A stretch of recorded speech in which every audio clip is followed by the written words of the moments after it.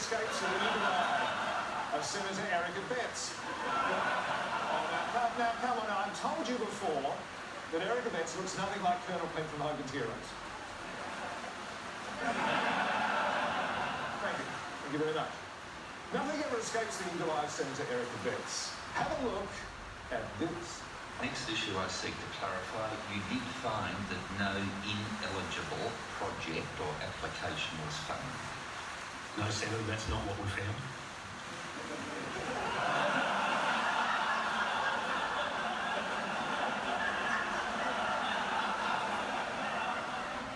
Yes, the National Audit Office's Executive Director pointed out to Eric that late applications were taken on board, which were ineligible under the guidelines.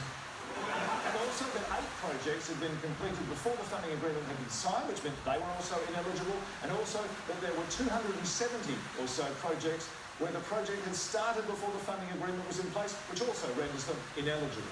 So to summarise, we get to around 43% of those which were awarded funding. By the time the funding agreement signed, we're ineligible. Therefore, when the Prime Minister, Scott Morrison, and everybody else in government tells us that no ineligible projects were funded, they're right, give or take a margin of error of 44%. Incidentally, it is worth noting that this Senate inquiry was backed by Anthony Albanese. In an effort, he says,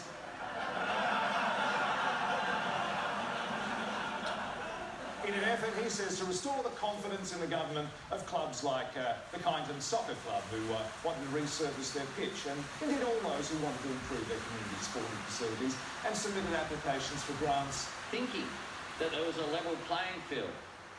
Mind you, if they thought they had a level playing field, then the Kyneton Soccer Club shouldn't have applied for that money to fix up in the first place.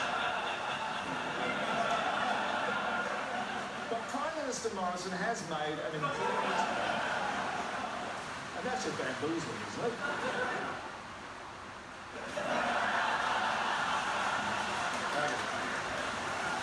Very clever. Anyway, the PM has made an important Senate crossbencher even more cross than she is usually with his handling of this sports affair. Does he take us all for morons, does he? Does he take millions of Australians out there for absolute morons?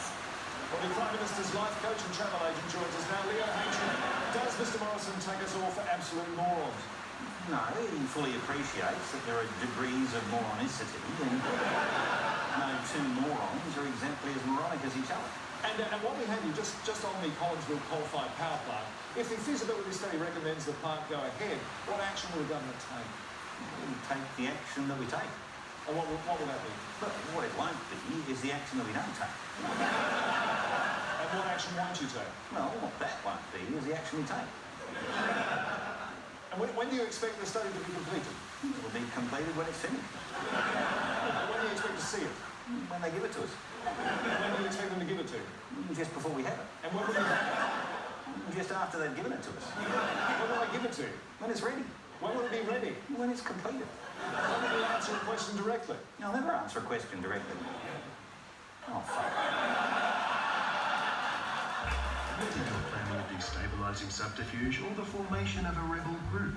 Let the friendly staff at Otis Dining Hall cater for your next political coup.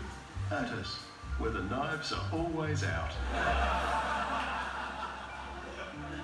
This South American ground snail can travel at speeds of up to 150 kilometers per hour, but chooses not to for personal reasons.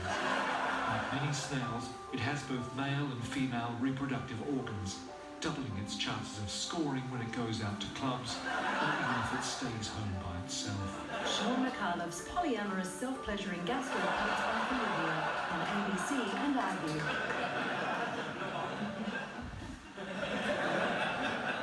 Australia, and while the US Navy is thinking about cutting its submarine fleet in 2021, Australia's outstanding order for Australia's 12 attack class subs is set to go into production a year later. But it's not all smooth sailing for the Australian subs, which are supposed to be at least 50% Australian-made, because according to the French company in charge, Australian businesses are not good enough to help build them. Viceroy Captain Boy Sabobo Gargle. And Bar. Of course. You're in charge. Are the French right? Are we simply not good enough to help make these things? Oh, we're hopeless, Sean.